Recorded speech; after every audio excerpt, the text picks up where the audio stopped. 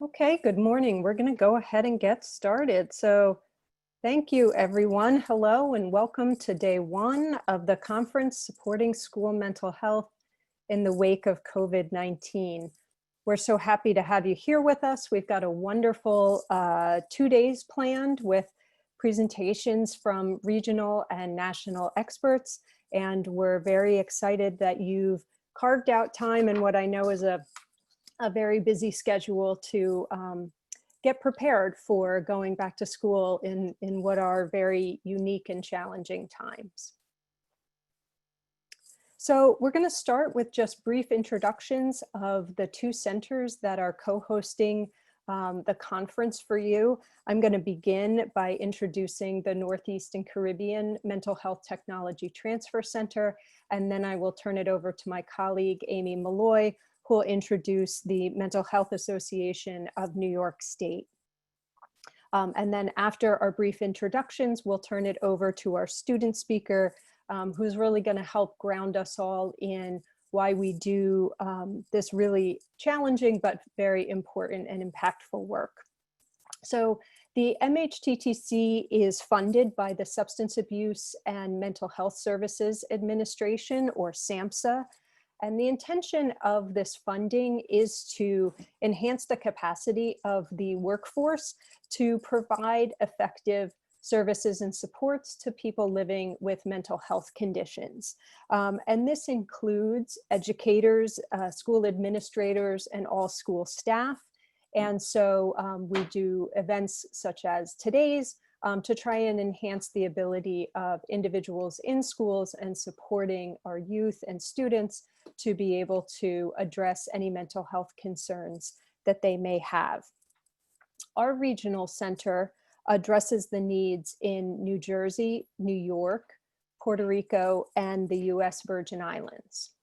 I know that some of you are joining us from outside of that specific region. And so I did want to let you know that there are comparable regional MHTTC centers in each of the 10 federal regions. They're represented on this map by different colors. And additionally, there is a national Hispanic and Latino MHTTC, a national American Indian and Native Alaskan MHTTC, and a network coordinating office. So I encourage you, if you are in any one of these other regions, that you visit their websites to learn more about the specific activities that are available through those centers. I did just want to highlight that SAMHSA is particularly interested in supporting the work of school mental health. They have provided additional funding to us to focus on this capacity building. And this allows us to provide training and technical assistance for teachers and school staff on school mental health services and supports. So here on this slide are just a variety of topics that we're able to provide. So specific topics for trainings, but also we can work more individually with schools and school districts to develop individualized plans on a variety of topics. So this is just to give you an idea, but if you are interested and you're within the Northeast and Caribbean region, you should feel free to contact us to have more in-depth conversations about how we might be able to support your needs.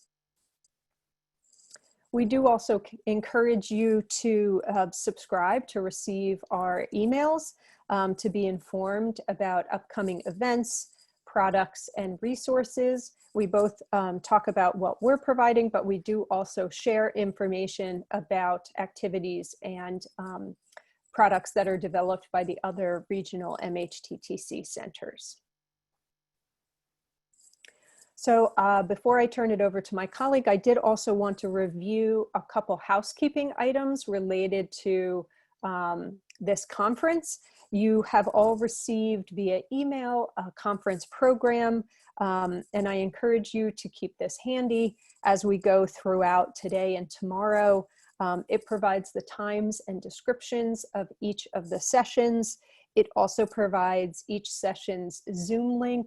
So underneath the session description, you will see a separate link to join each session. So please use those. Better yet, you can access all of the conference information, including presenter slides and resources, as well as the Zoom links on our conference webpage. And my colleague, Katia Rivera, will go ahead and post the conference website in the chat box now. So if you'd like to access that, if you give her just a minute or two, she'll be able to post that there. Okay. We have 3 additional sessions after this morning's session today. So we have one focused on social and emotional learning techniques starting at 10:15. Then we have one focused on crisis and loss starting at noon. And then one supporting student mental health through uncertain times starting at 1:30. You'll notice that we've built in small breaks, 15-minute breaks between each sessions, and then we've also built in a 30-minute break for lunch. So we hope that that will allow you to stay with us throughout the day, taking some breaks to move around and take care of any other business in between sessions. I do want to take a moment and just put in a plug for completing our evaluation surveys. We want to hear from you. We want to gather your input. This is also important for us to be able to show our funder that we have people attending and what they think of our services. It's a very brief survey. It takes about 1 to 2 minutes. There is a survey for each session. So you will see on your program that there is a survey link underneath each session description. So please click on that after the sessions to tell us what you thought. If you're joining us by computer, you will also be redirected to the survey following each session so you can complete it that way.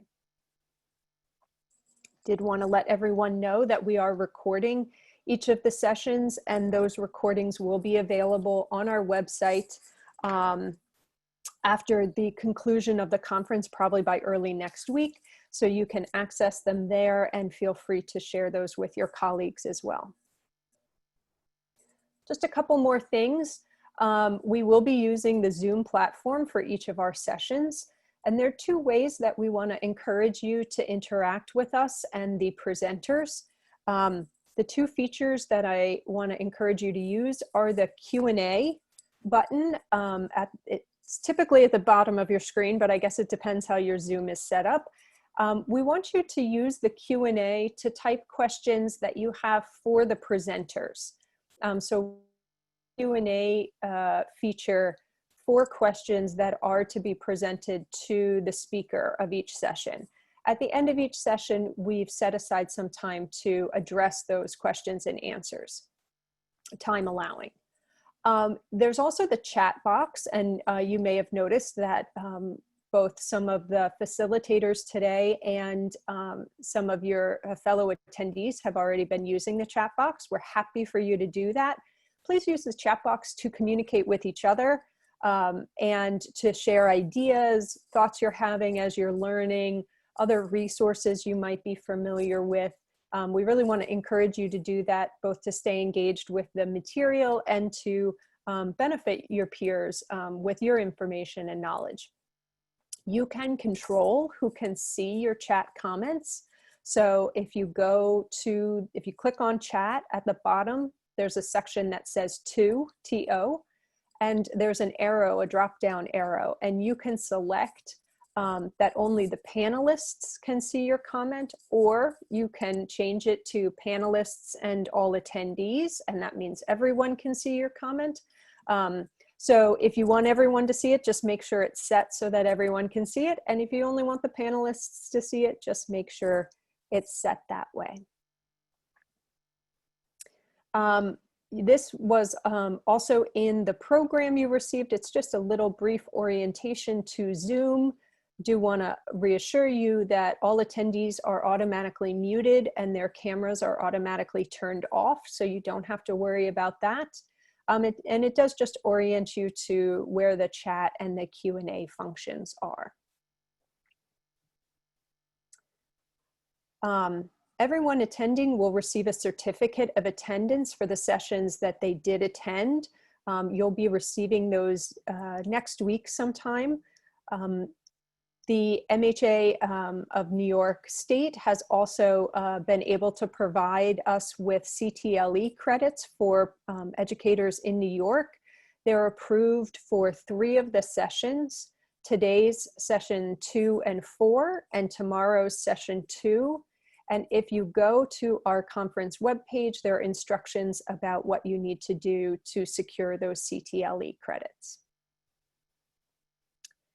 And almost last but not least for me is just a brief disclaimer here. As a federally funded center, I do just want to make it clear that the opinions expressed throughout this conference represent the views of the presenters and do not reflect any official position of the Department of Health and Human Services or SAMHSA, just to be clear. And before I turn it over to Amy Malloy, I did just want to acknowledge some of our other colleagues who are on this session. First, I want to acknowledge that we have 2 ASL interpreters with us, Christina and Kimberly. You'll see them if you select the gallery view on your screen. They'll be with us throughout today and tomorrow to make the conference accessible. We have a couple other folks. We have Katy Rivera, who's managing the chat box. So you'll see her responding to questions or comments within the chat. And we also have PJ Wanger, who will be responding to your Q&A comments, and she'll come back on at the end of this session to facilitate the Q&A period. We have a few others in the background supporting us, but I think those are primarily the names that you will see. So with that, I want to turn it over to Amy Malloy, Project Director with the School Mental Health Resource and Training Center at the Mental Health Association in New York State. Welcome, Amy. Thank you very much. Good morning, Anne. And a special thank you to the Northeast and Caribbean Mental Health Technology Transfer Center for the opportunity to co-sponsor this very important and timely event. A little bit about the Mental Health Association first. We are a chapter of Mental Health America. We have a long and rich history of offering mental health awareness to youth, adults, families, schools, and communities across New York State. We also have a strong network of 26 affiliate members. They cover approximately 50 counties, and they offer everything from peer support services to information and referrals. They provide housing and day programs, clinical services, and crisis response. So we have been, we have a strong presence in New York that we're really, really proud of, and really have welcomed this opportunity to connect with many of you in New York and beyond. You know, at the Mental Health Association, our mission really is to raise awareness about mental health, to end stigma and discrimination, and to promote wellness and recovery. And it's really within that context that we began thinking and having some conversations with our board about 10 years ago about how powerful it would be if we could educate people from an early age. And with that, we began talking about mental health education in schools, and we're really proud to say that New York was the first state to have a comprehensive requirement that schools teach about mental health as part of the K-12 curriculum. And so it's from there too that I'm so happy that you're going to hear from a young person, Caroline, in a few moments, because it is her voice and her experience that really drives the work that we do. And I know it drives the work that you do, and that's why you're here. So just a little bit about the Resource Center. Thank you. Thanks, Anne. So when we began talking about mental health in schools, we also had the opportunity to engage with our state partners, New York State Office of Mental Health, New York State Education Department, and we formed an advisory council that was representative of lots of stakeholders across the state. And what we knew was that we needed to be able to have an opportunity to provide support and resources to schools to implement this law. And so with that, we advocated for funding for a resource center, and we're funded through New York State. This year, we also have some additional funding from the Mother Cabrini Health Foundation to help us provide some education to families. But we really took this approach about mental health education to be a public health approach, saying that we can't just teach young people about mental health. We want the same messaging, the same language, the same information to be provided to educators as well as family members. And so, with that, we developed a resource center that was able to provide some resources and information for everyone in the school community to help raise awareness. This is our homepage. We are constantly adding new information and new content, so I encourage you to visit us at some point in the next couple days and learn a little bit more about what we do. On the next slide, this is kind of a sampling of some of the back to school resources that we have been providing.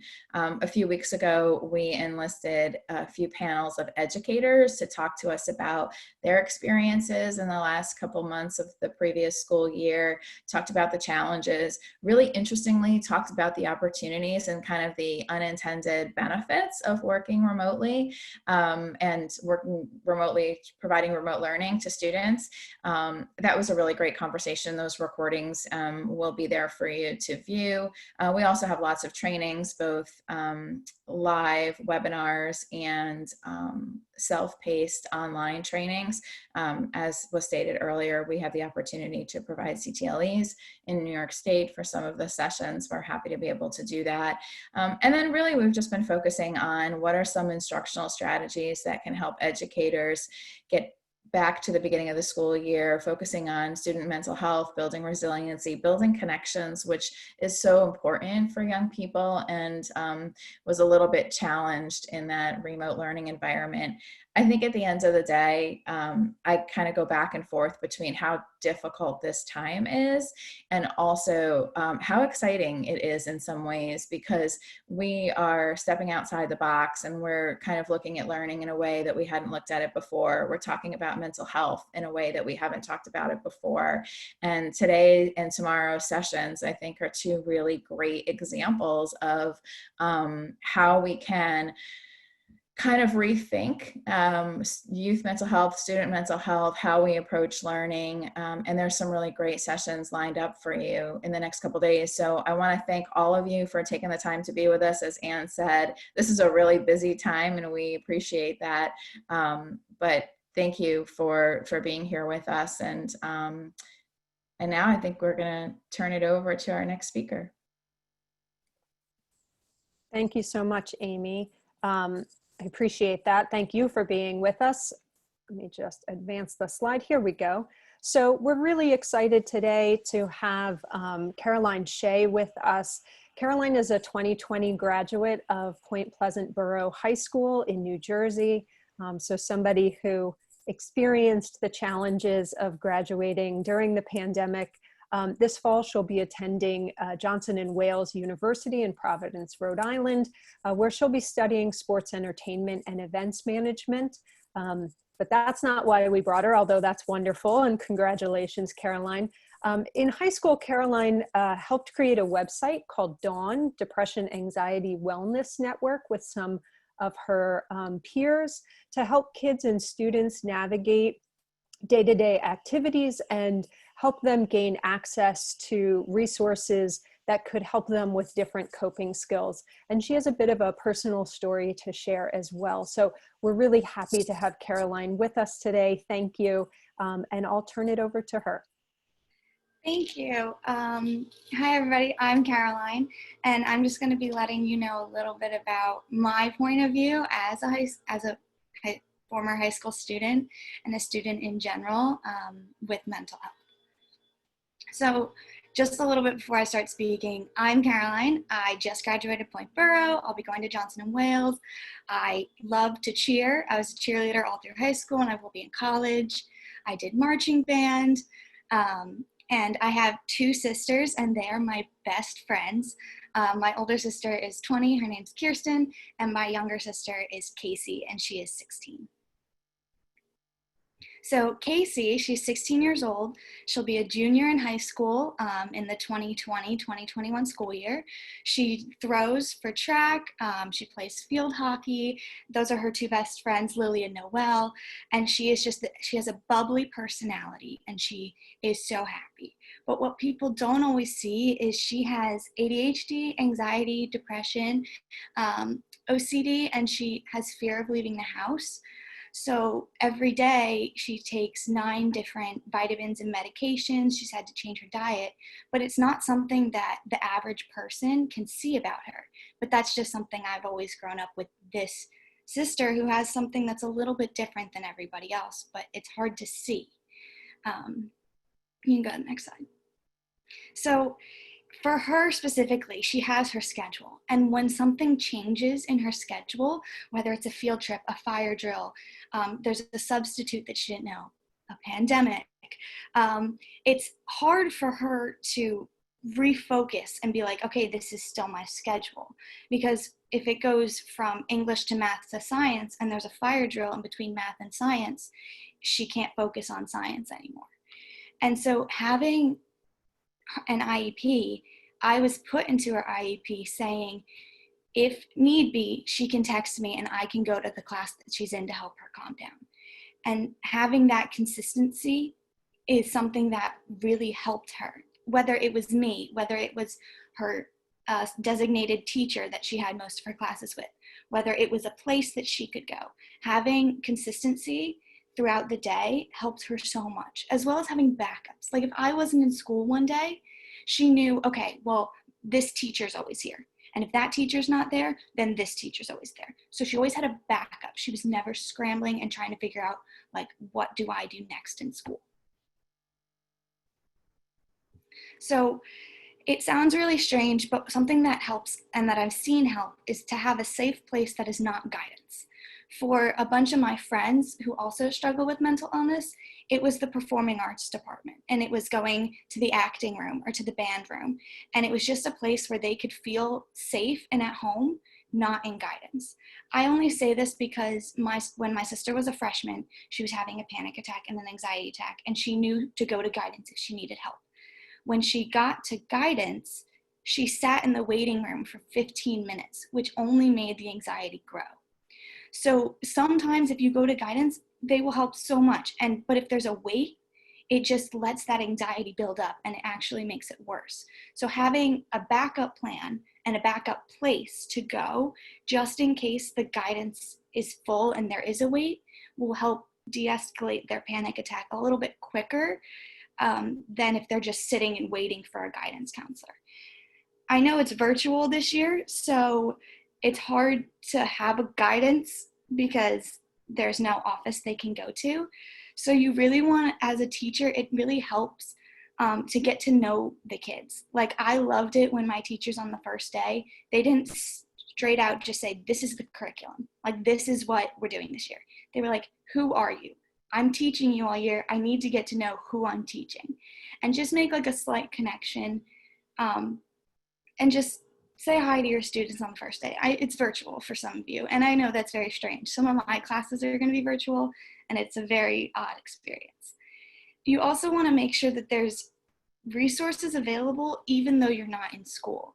My school, I created something called Dawn when I was a sophomore into my junior year.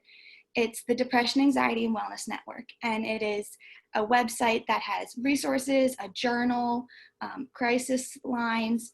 It has like breathing sections and yoga, and it's this full functioning website that students can log on by themselves and just say, okay, I need help, or I just need to breathe. I need help breathing, or I need to do a little yoga. And it's an independent website, so the students don't need to feel like, okay, I'm going to the school for help. It's the school's offering help, but the student can take it upon themselves to use it. So virtual learning it's hard. I had to do it all throughout the spring of my senior year. And it's something that you just want to remind yourselves and remind the kids that, like, this isn't permanent, and it's hard. It's a very difficult thing, but you just want to make sure that the students know that you're there if they need them for something other than academics, because knowing that they have like a mentor or a little bit of a friend will help them learn, because they're not going to feel like, oh my God, this is my teacher. If they find out that I'm stressed, if they find out that I had a bad day yesterday, it's not going to go well for the student or the teacher. And I'm only speaking from experience throughout my time at high school with my sister. Like, she would text me throughout the middle of the day and say, I'm in this classroom, this is happening, can you help? And I would just go to her classroom and I would be like, okay, what is the situation? And it would really help to have, like, her teacher was on the same page and they were like able to figure out what's happening, okay, and then just take a breath.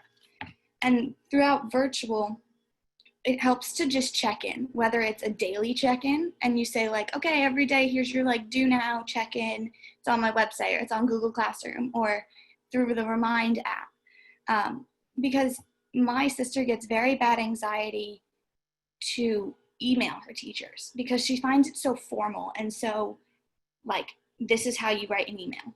And sometimes she just needs to be like, hey, I'm having a bad day, or can you help me with this assignment? And it's something a little less formal, especially for like your middle school kids who are just learning how to like really send emails and kind of be professional about it. It's really helpful to have like a chat box or a remind system or a little thing in Google Classroom where they can just talk whenever they want to. Just something else that I got to do in high school was, this is something more for the guidance perspective. My school started a youth mental health club, basically, and I was the president, and they were the kids who went to like mental health conferences based towards the youth, based towards kids, so they could understand and be like the leaders of the school. It was really helpful because it wasn't an adult conference that they were trying to teach kids with. They weren't trying to say, here's all the clinical stuff, you're a child, go learn it. It was more like, we know that you're teenagers and you're in high school, so this is how you can experience it, and this is how you can understand it and really learn about it without it being too technical for the student to understand. I have had a very personal experience with mental health, and I don't really know the clinical side of it. But what I've learned is that you just have to be patient, and they're just kids who get a little bit more nervous sometimes. And I know it's harder as a teacher than it is as a sister. I see her as a different way than the teachers do, but you just have to check in and make sure that the student feels safe, and pretty much that's it. I don't know. That's pretty much it. Just want to make sure that they're comfortable in the school and virtually.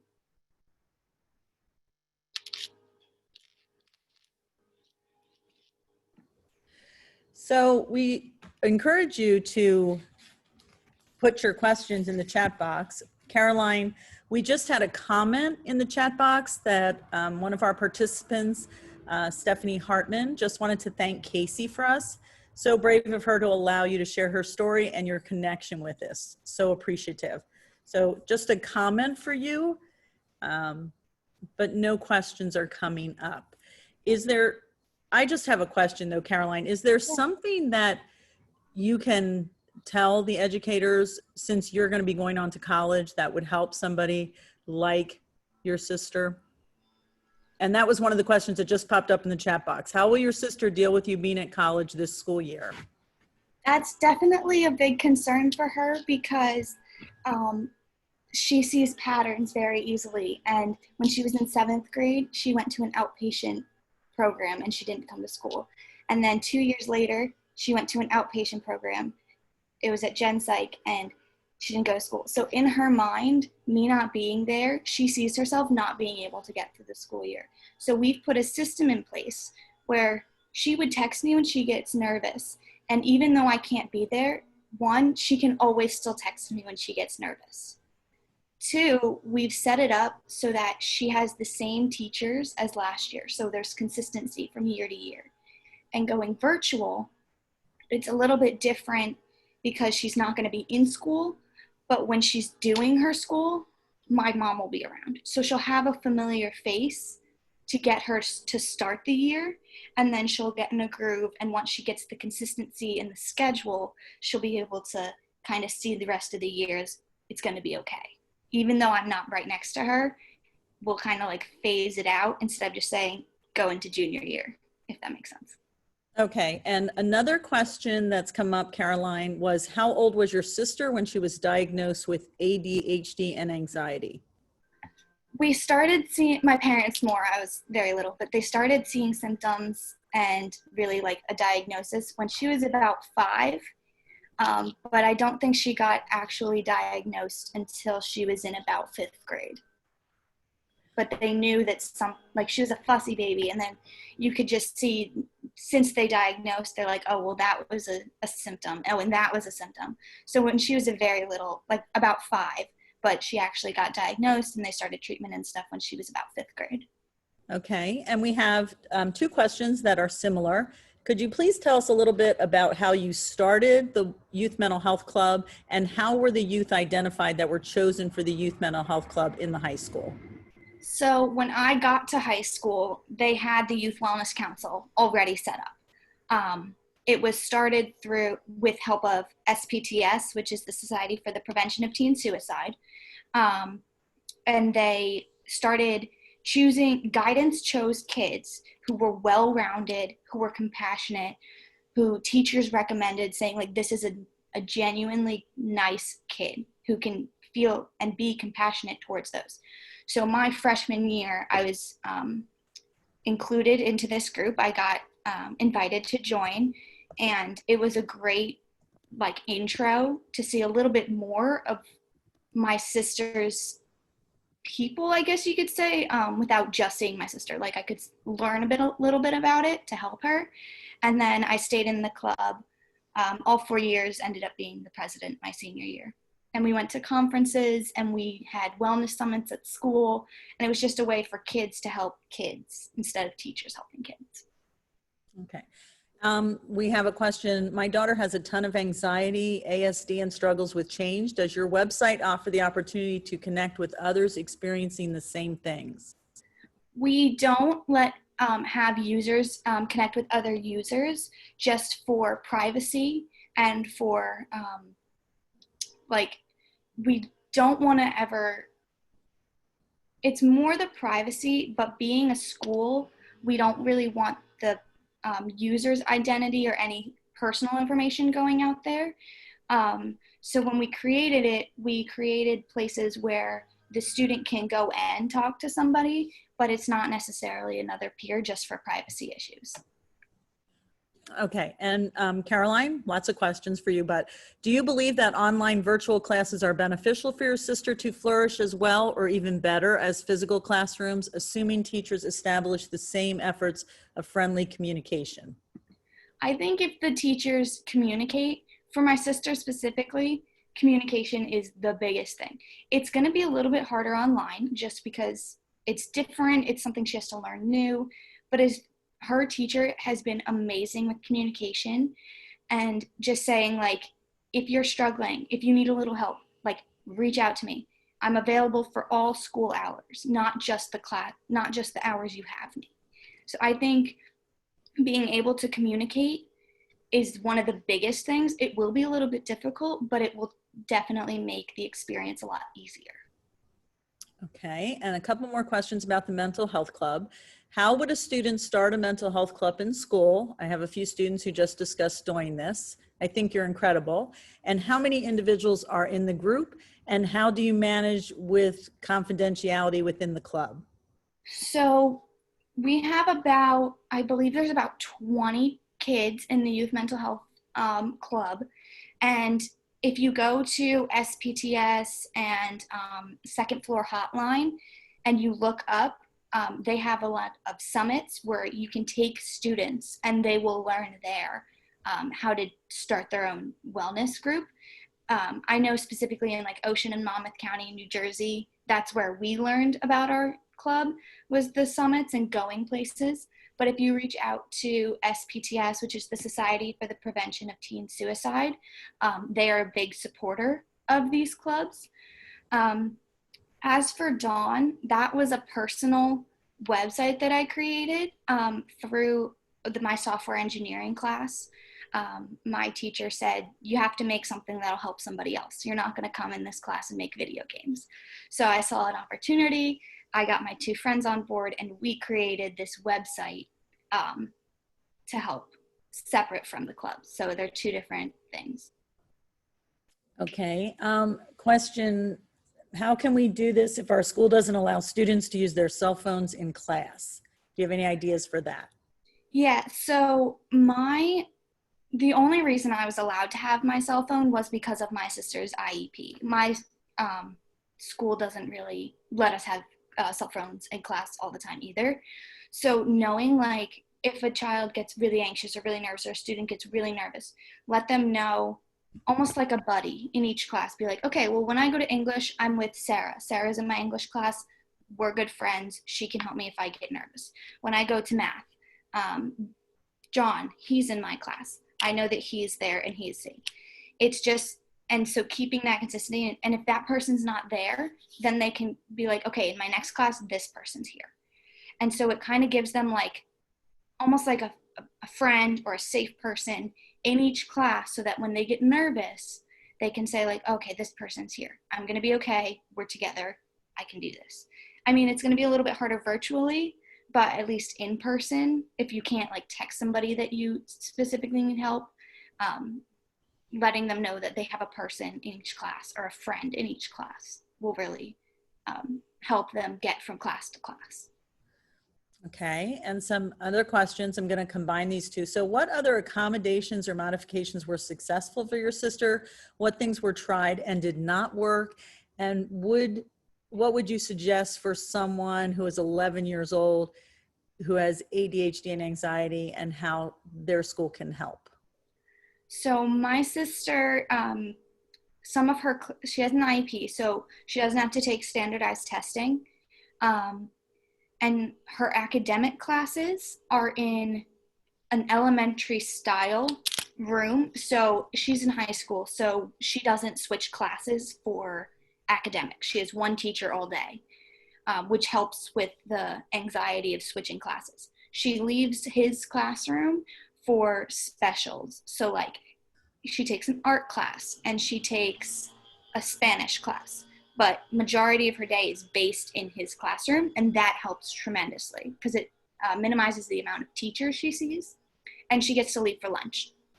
And then for the things that didn't work was just saying, go to guidance when you're scared. I mentioned that earlier. She had a bad experience in guidance. So once they found, she connected really well with the social worker at our school. So that almost became like her guidance counselor. We found somebody she connected with and we went for it. Instead of finding somebody to try to connect with her, we went with who she was comfortable with originally. As for the 11-year-old, they're still in, I believe, middle school, if not elementary school. So they still have guidance at those schools. You don't really use them because the kids are kind of little. You just want to talk to the child's teacher, either at parent-teacher conference night, set up a conference, and you want to like say, this is my kid, and my kid's not exactly the same as other kids. And that's what my mom did with all of my sister's teachers. She was like, this is Casey. Casey has blank, blank, and blank. And the teacher was like, okay, what do I need to do to help? And you gotta, because the kid's little and she's 11, it's hard for her to speak up. So you need to be the advocate and tell her teacher, be like, this is Casey. She has ADHD. Sometimes this will happen. And it does, do this. And let them know what works for her instead of them trying to figure it out. And they're asking if you can share some of the activities that the club does or did and the summits. Yeah. So we held in October, we did a mental health awareness day. So we had in our gym, no students went to gym that day. It was set up with vendors like SPTS, second floor hotline. We had some yoga studios come. We had like a wide variety of mental health awareness and resources come. We had yoga. We had like the youth wellness club at our school. We also had a booth while we were running it. We had some dogs come, and they were like the service dogs, and they came, and people got to go around and like learn at their own pace. And it was a whole day. So when you had gym class, because everybody has to have gym, they went to the summit and they were like, okay, these are the resources I know available. And we got to kind of let the students go at their own pace. Also, in the beginning of the year, we have like a spirit day, which is super fun. There's activities, there's bonding. And I got to present my website, Dawn, saying like, this is a resource you can use. So it's just integrating it, not into the curriculum, but just into the students' day activity.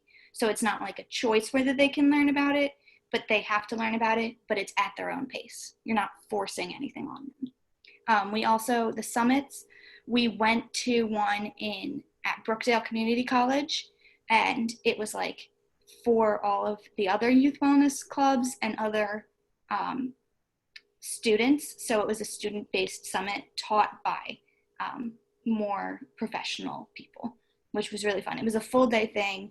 We had speakers, we had like workshops, we got to work with each other, we did some breathing, we did some yoga. So it was kind of interactive, and they were run through the Society of Prevention of Teen Suicide. And a question about you. One of the participants wants to know, has this had any academic effect on you? It's a lot to take on as a young woman. I put my academics first. So I haven't, it didn't take an academic effect on me. So my junior and senior year, I was in an advanced software engineering class, which is where I learned how to create this website. So I worked on the website during that class. And then the Youth Wellness Club was either before or after school. So I just included it into my daily schedule. There were times that I did miss a day of school for like a field trip. One day, Dawn was featured on News 12, so I had a day of filming. And like I went to go present at the superintendent's meetings of Monmouth and Ocean County to teachers, but I made sure to get my schoolwork done before or after. I was really in communication with my teachers, and they were very understanding when I would miss class. But yeah. Okay, and a question, do you have any adults as part of your club to guide members when situations arise that teens may not be able to handle alone? Yeah, so the club is run by Miss Needham and Miss Sal, which are two of our guidance counselors at the school, and the social worker at our school. So those are the ones who actually run the club. So it is a guidance run club. So there are adults who help us learn and who help us navigate throughout the situations once they arise. So we're not just doing it by ourselves. And a question, Caroline, from a school near you. Are you able to add local schools onto your website that are not listed? Certain Ocean County schools have school-based counseling programs that I think would benefit to have on her website. Both Brick Township high schools have counseling programs separate from guidance office as an added support for students. So are you able to do that? Yeah, I mean, for Dawn, we have about 8 schools throughout Ocean County that currently use it.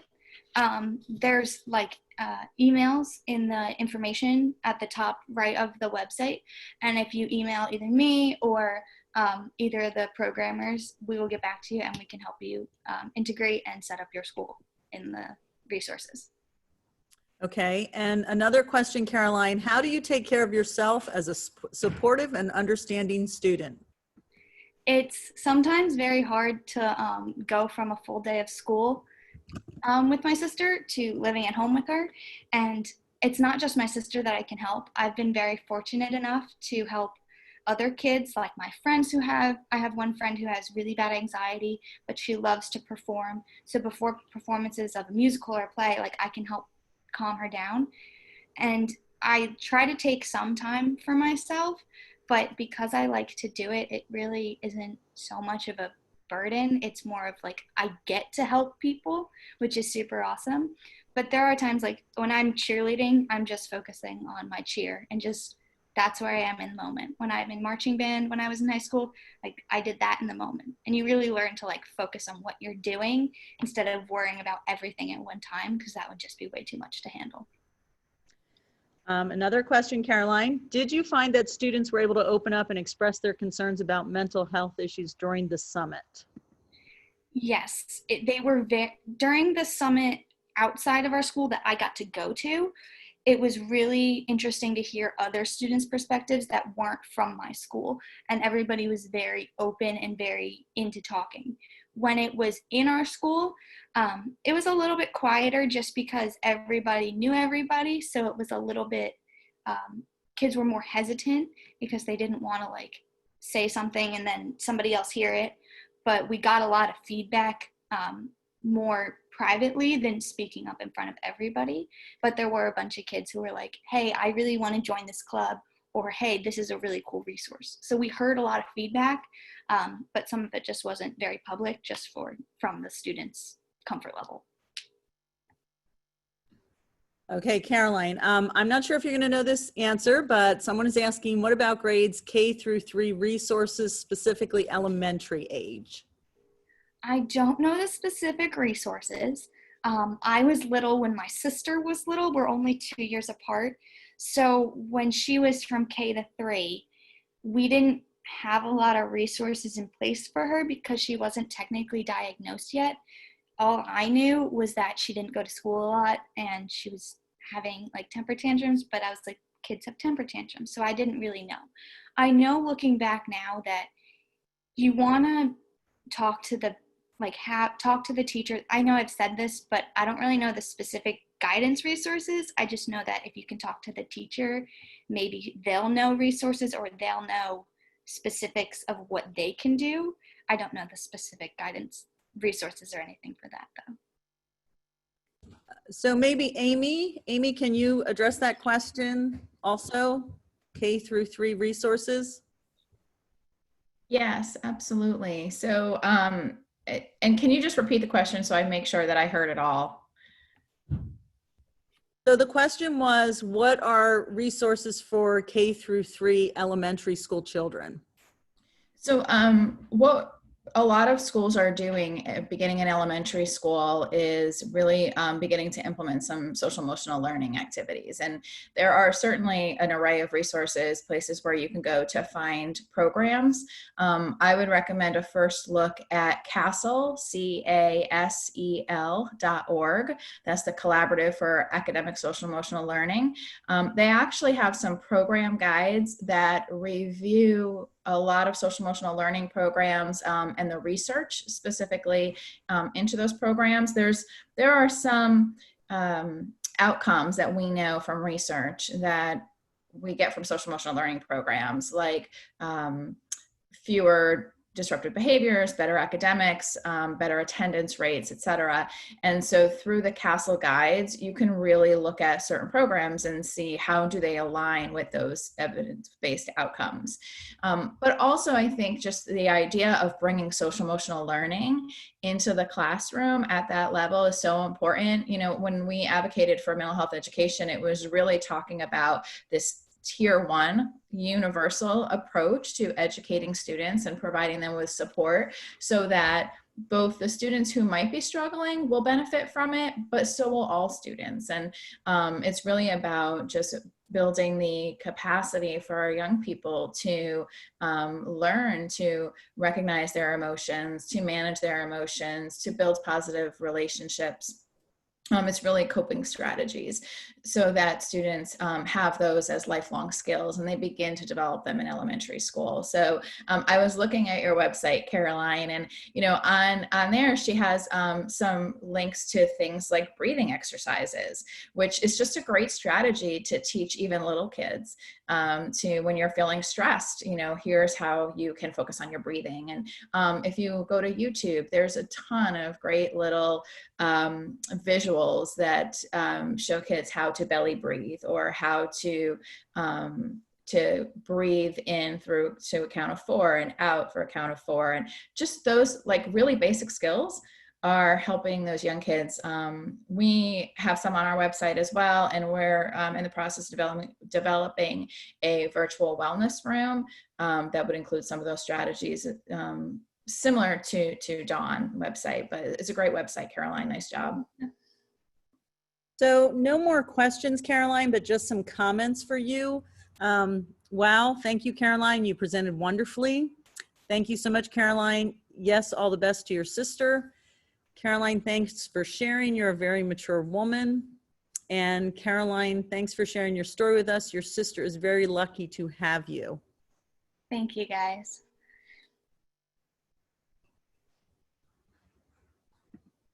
So I think that wraps up our questions and answers. Excellent. Thank you, PJ. And thank you, Caroline, and thank you, Amy. I think there's been a lot of comments that said a great way to start the day, and I think they're absolutely right. Really appreciate you getting us going and focusing us in this way. Sorry about that. We are going to wrap up session 1. We want to invite you back at 10:15 for session 2. And Amy gave us a great segue. The next session is talking about social emotional learning, and will help orient you all into some of those foundational elements that were just being presented. I see some questions coming up, so let me just make sure we're all on the same page about how to access session 2. So starting at 10:15, session 2 will get going, but it is using a different Zoom link. So as we complete this session, you'll exit the Zoom and you will go back to either the program that we sent you, or you can go to the conference webpage, and I'll have Kati paste it in there one more time so you can have access to the conference webpage via the chat. And you're going to go to session 2 Zoom link. So each session has its own Zoom link. So hopefully that's not too confusing to you. Go ahead and take a 15-minute break, and we will see you back in session 2 at 10:15. We also encourage you again to complete the evaluation. So thank you, and see you in just a few.